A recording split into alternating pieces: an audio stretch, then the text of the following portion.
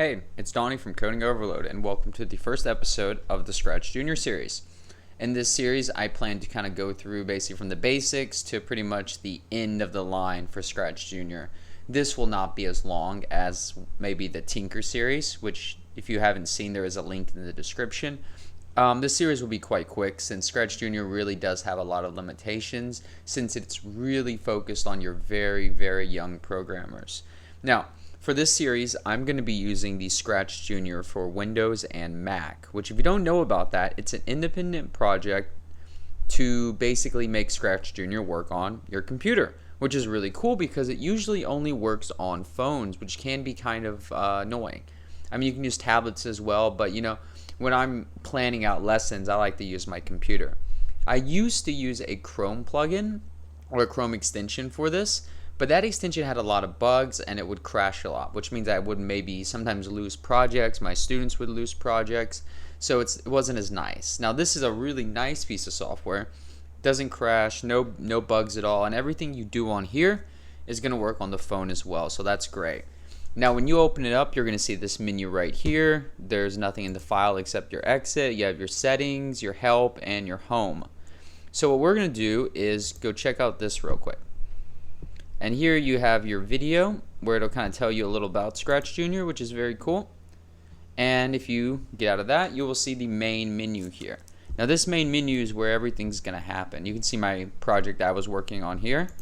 And here you have your help where it has some sample projects for you. Here is kind of like a documentation / stuff about Scratch. You have your interface guide where it tells you about everything, how the paint editor works. And your blocks guide, which explains what every single block does, which is, you know, of course, quite useful. Now, the first thing we're going to do today is go ahead and create a new project, which we can click this, and we will have a new project. It takes a minute to load up. There we go. And we start out with tick, which is the very first of the sprites. And we can, if we go here, this is our paint. That will let us edit our sprite, so we can kind of go and draw if we want to. And we can just save that. I have a kind of a weird drawing there, but that's okay. And here you can see your options for code, which so you have here, which is kind of like your events. These are the things that can trigger and make the sprite do something. Here you have your movement. So you have your directionals, your rotation. You have jumping. Here you have look, so you have the ability to say something, to basically change the size or to make it visible or invisible. Here you have your sound, which so you can record sound or you can play like a pop sound, which I'm not going to play, but it can get very annoying after a little while, so have fun with that. Here you have your timing and your looping, and here you have simply just the stop or repeat. Now, those are very few blocks. So you have 2, 6, about 7, 13, 21, and 26 blocks. So you can see that ScratchJr has very little to it.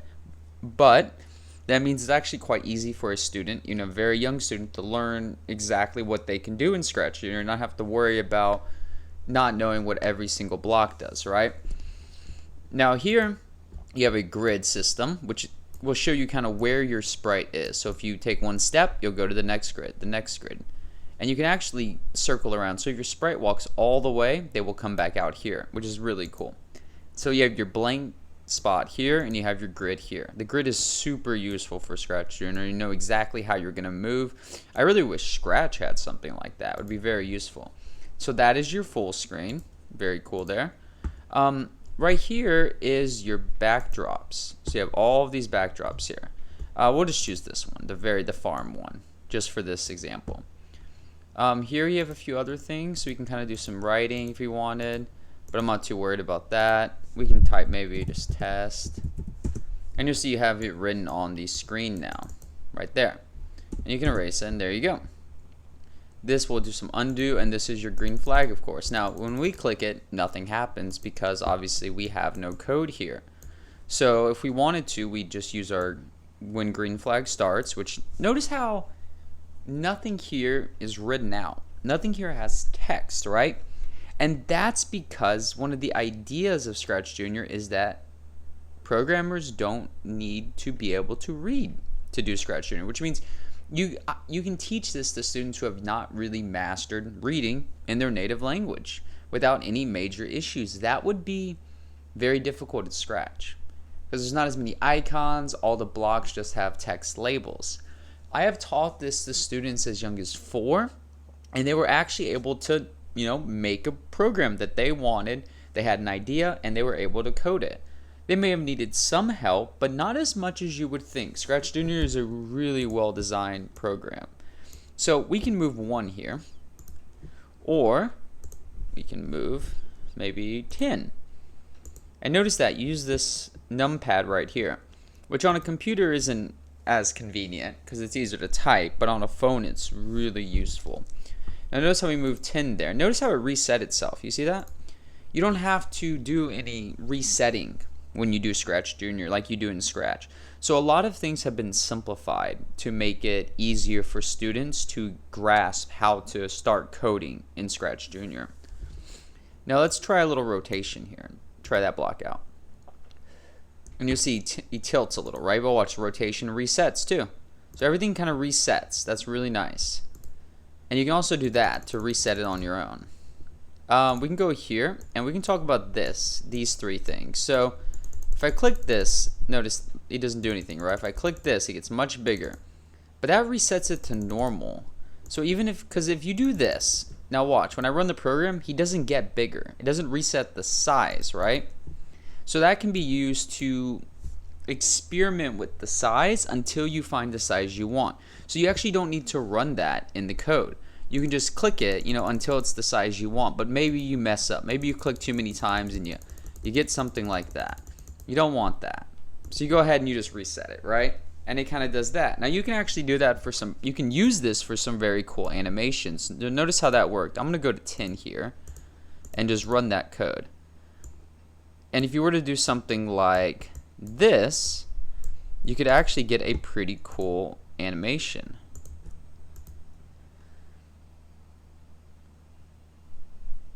So you get that kind of like so bigger, and then it kind of goes back to normal and it goes bigger again. And notice how I didn't need to worry about the timing. It isn't going to just jump through the blocks, right? It's going to execute the block, then execute the next block, then execute the next block. So that's a lot of the difficulty of Scratch right there, where it's like you have to really worry about threading, you have to really worry about your timing. But ScratchJr does kind of alleviate those issues by just executing each block how you would think it would.